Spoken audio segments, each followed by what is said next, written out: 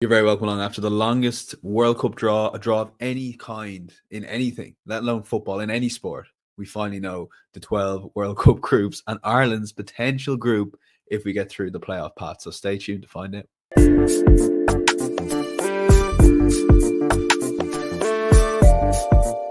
Yes, I'm not going to get too into it. That was a little bit of a shit show. That's what I would say from start to finish. From the Peace Prize to the 2 hours and 6 minutes it took to do the draw. We drew 3 teams out with the 3 presidents / prime ministers, and then we just left it for an hour before we got the rest of it. It was awful, absolutely dreadful. I hope it's the last we see of that kind of draw, because we've been used to 1 hour draws where it's been long enough as it is, but these 2 hour draws are a killer.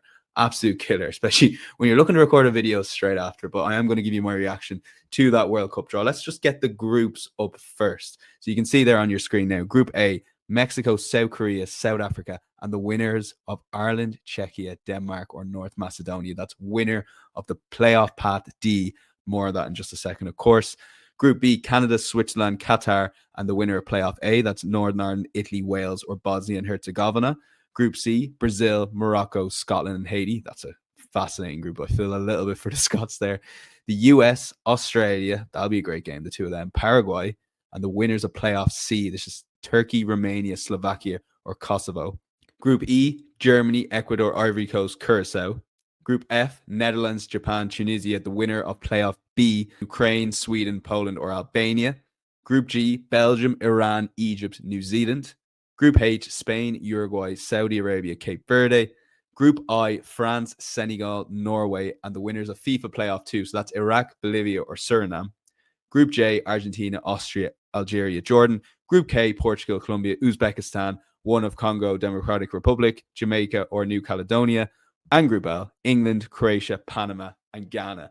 I think that goes down as a really good draw. Let's concentrate on the format for a second. To be honest, if it was the old format, i.e. maybe there was 8 of these groups and we had some of those clashes, I'd be so excited. But obviously the World Cup format has changed. It was 32 teams. It's now for the first time ever 48 teams.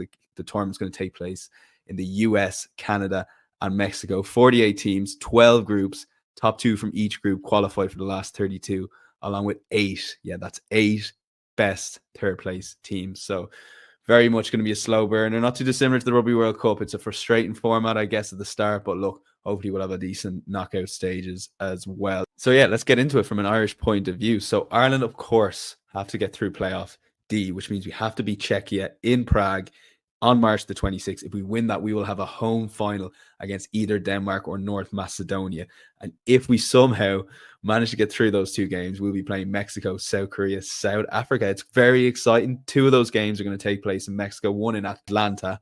And yeah, it's exciting. Try not to get ahead of ourselves too much from an Irish perspective, but I don't think March can come quick enough. We still have January, February, March. We still have 3 months to go. So it's going to be probably the biggest build up to an Irish game in a long, long time, since maybe a major tournament, of course. And you have that 6 to 9 month build up, for example, Euro 2016, Euro 2012, and the World Cup 2002, from my memory anyway. But in terms of a playoff game or a non-tournament game, there won't be a bigger build up to a game. It is just going to be absolutely huge. And the prize is massive. So we have a serious chance, if we get to Group A, of potentially getting through to a knockout stage of World Cup. But there's just so much football ahead of us. And the draw itself, I mean, Group C, I touched on Scotland, Brazil, Morocco, Scotland, Haiti. Scotland are going to be up against it there, particularly with Brazil. They'll be trying to push Morocco to get that second spot.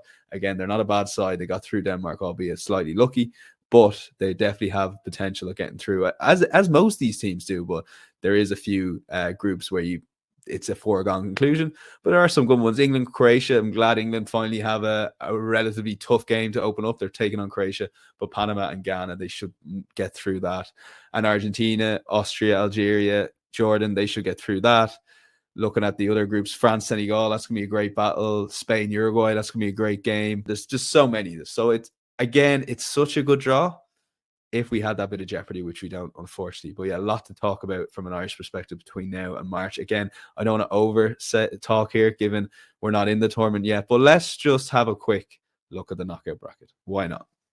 So, if Ireland are to win Group A somehow, A, get through to Path D, get through, get into the FIFA World Cup and win Group A, we'll be playing the best third place from Group C, E, F, H, and I.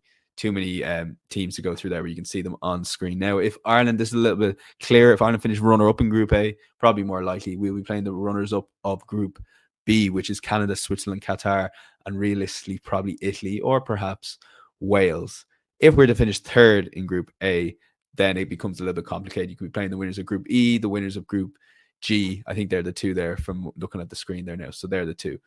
So yeah, that's potentially all ahead of us. A lot to get sorted. The fixtures get announced tomorrow in terms of final times and stuff. They're going to try and put times, for example, European teams, they're going to try their best to have them at good European hours. And for South American teams, they can have them in the middle of the night, West Coast, East Coast. There's a lot of things to sort out, but by tomorrow we should have it clear in terms of kickoff times, exactly potential kickoff times for Ireland in the World Cup. And look, we're allowed to get excited for the next 3 months, because if it doesn't work out in March, we've had a great run of it in terms of turning this group around. We knocked out Hungary to get to the playoffs, and let's just hope they put in a good performance. If it's not enough, that's fine, but let's just really cheer them on in Prague, and hopefully we have a game in the Aviva to savour. But yeah, more to come, not just on the Football World Cup, the Rugby World Cup, loads of stuff on my channel. I'm really bad for asking this, but if you can take 2 seconds, hit that like button, and more importantly, subscribe complete for free. I think 97% of viewers on my last video, believe it or not, weren't subscribed. So even if 10 or 15% of you subscribes, makes a massive difference to me starting out. Chat to you next time. Bye